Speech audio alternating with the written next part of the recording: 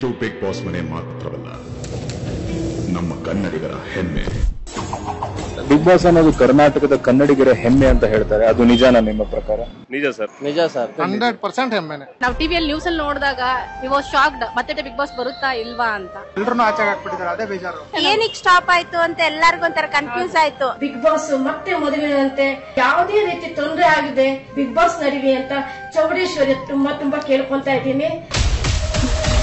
ಕನ್ನಡಿಗರೆಲ್ಲ ಹಚ್ಚಿ ಸಂಭ್ರಮಿಸೋ ಈ ಜ್ಯೋತಿ ಆರಲು ಅಸಾಧ್ಯ. ಈಗ ವಾಪಸ್ ಬಂತಲ್ಲ, ಎಷ್ಟು ಖುಷಿ ಆಯ್ತು ನಿಮ್ಗೆ? 100% ಖುಷಿ ಆಗಿದೆ. ವಾಪಸ್ ಬಂದ್ರೆ ಬಹಳ ಒಳ್ಳೆ ಖುಷಿ ಆಯ್ತು, ಚೆನ್ನಾಗಿ ಆಡ್ಲಿ ಎಲ್ಲರೂ. ಈಗ ಸುದೀಪ್ ಸರ್ ಎಷ್ಟು ಇಂಪಾರ್ಟೆಂಟ್ ಆಗ್ತಾರೆ? ಸುದೀಪ್ ಸರ್ ಏನಕ್ಕೆ ಇಷ್ಟ? ಸರ್ ಇಲ್ಲ ಅಂದ್ರೆ ಬಿಗ್ ಬಾಸ್ ಇಲ್ಲ.